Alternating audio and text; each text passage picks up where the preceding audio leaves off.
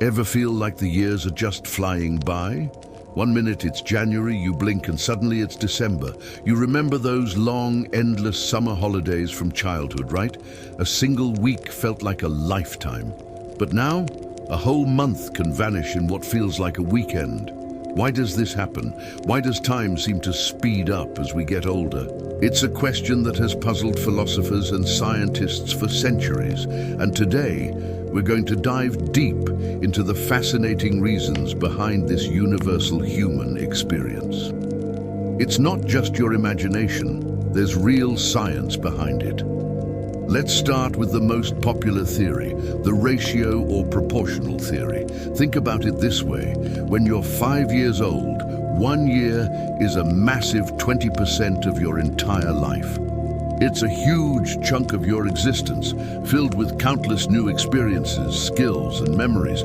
Every day is an adventure. But when you're 50 years old, 1 year is only 2% of your life. It's a much smaller fraction of a much larger whole.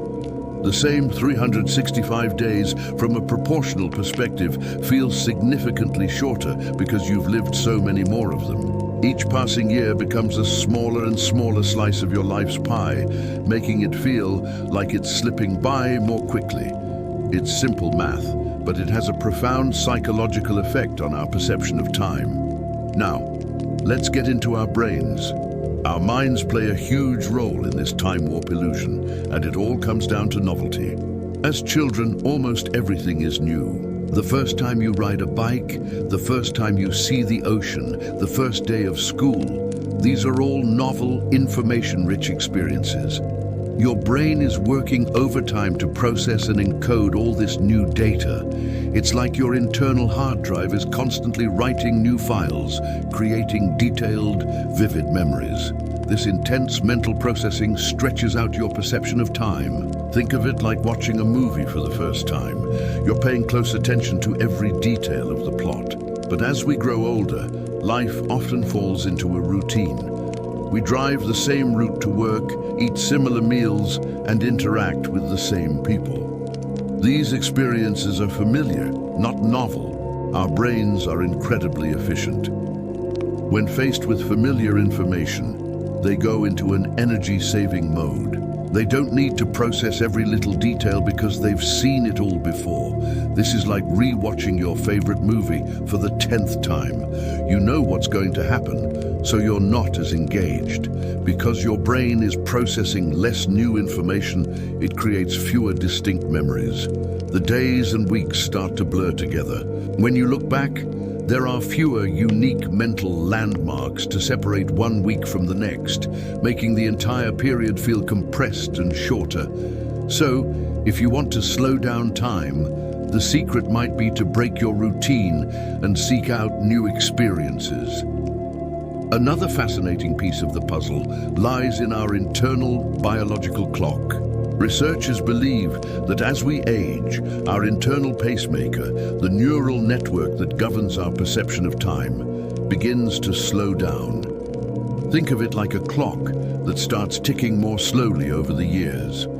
As this internal clock slows, the outside world, measured by the objective time of clocks and calendars, appears to be speeding up in comparison. It's a relative effect. One neuroscientist, David Eagleman, conducted an experiment where he dropped people from a great height into a net. Almost all of them reported that the falls seemed to happen in slow motion. Why? In moments of fear or intensity, the amygdala, the part of our brain that handles emotions, kicks into high gear and starts recording memories in incredible detail. This dense memory formation makes the event feel longer in retrospect. As we age, we generally have fewer of these high-stakes, adrenaline-fueled moments, contributing to the feeling of time accelerating. Let's also consider how we process information. It's been observed that the speed at which our brains acquire and process images actually decreases with age. A young brain can process information much faster. Imagine you're watching a slideshow. As a child, your brain is like a high-speed camera, capturing many individual frames per second. This gives you a detailed, slow-motion view of events. As you get older, your brain's frame rate drops. You're capturing fewer mental snapshots in the same amount of objective time. So, when you look back, fewer images have been recorded, and the event feels as though it passed more quickly. It's a bit like comparing a high frame rate video with a time lapse. The same event is captured, but one feels much faster than the other.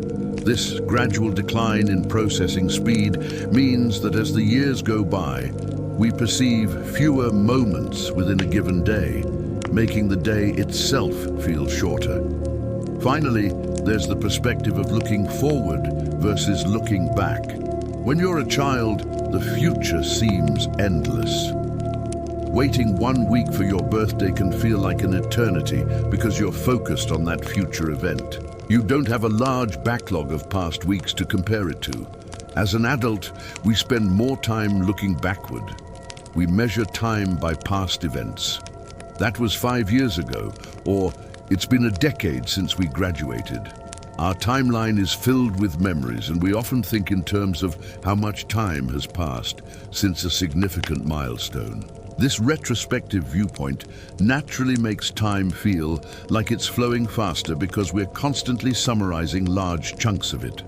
The focus shifts from the anticipation of the future to the reflection on the past. This mental shift alone can dramatically alter our subjective experience of time's passage. So what can we do about it? Can we actually slow down time? In a way, yes. The key is to fight routine and embrace novelty. Learn a new skill, travel to an unfamiliar place, pick up a new hobby, or even just take a different route home from work. By introducing new experiences, you force your brain to get back to work, to pay attention, and to create those rich, detailed memories that make time feel fuller and slower. Practice mindfulness. By being fully present in the moment, you can appreciate the details of your experience, rather than letting your mind wander onto autopilot. It's about consciously creating more of those mental landmarks. While we can't stop the clock from ticking, we can change our perception of its speed. We can fill our years with so much life that they feel long and meaningful, just like those endless childhood summers. But here's something even more intriguing. The way you choose to frame your time can literally rewire how fast or slow it feels. Time isn't just about clocks or calendars. It's about attention.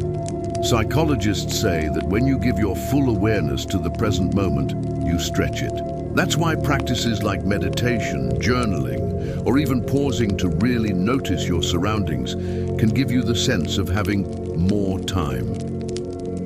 Think about it. When was the last time you completely lost yourself in something you loved? Maybe playing a sport, painting, or even just laughing with friends.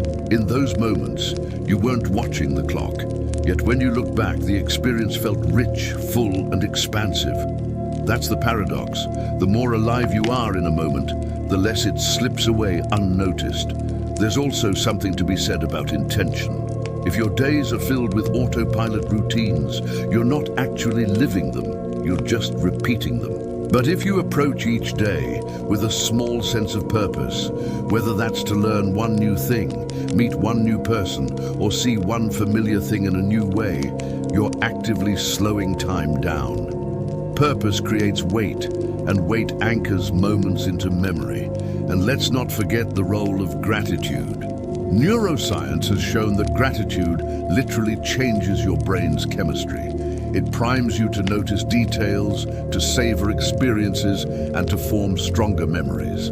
The simple act of saying thank you for the small things is like putting bookmarks in your timeline. Later, when you look back, those bookmarks help you see that the year wasn't just a blur. It was alive, layered, and meaningful. So maybe the real secret to slowing down isn't to fight against time at all.